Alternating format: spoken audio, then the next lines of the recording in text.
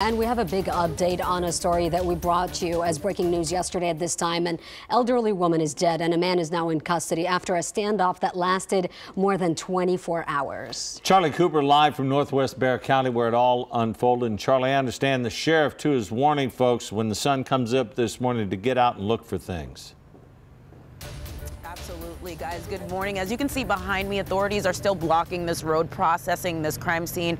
But now that this standoff is finally over, Sheriff Salazar is asking neighbors who live in this neighborhood to do something once the sun comes up. He says once day breaks, he's asking neighbors to look around their yards, their homes, their cars, all of their property, really, just to see if any collateral damage was done from the shots fired all throughout those 28 hours of that standoff. Now, you might remember authorities, as well as that 60-year-old man who they actually went inside of that home on Saddle Trail Drive to serve a mental health warrant to, and also to check up on his 80-year-old mother. That man actually fired at them when they first entered the home, and then hours later he came outside of the home and shot at deputies once again. Deputies try to get into the home yet again, and that's when he shot at them again, and an exchange of gunfire took place there between authorities and that man. Now, when they finally got into that home, they found his 80-year-old mother dead with some sort of trauma. It hasn't been specified what kind of trauma, and they also found that man with some injuries of his own.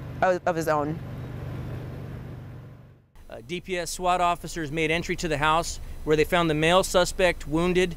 I don't know the extent of his injuries. He was taken to the hospital, and my understanding is he's there at the hospital undergoing treatment.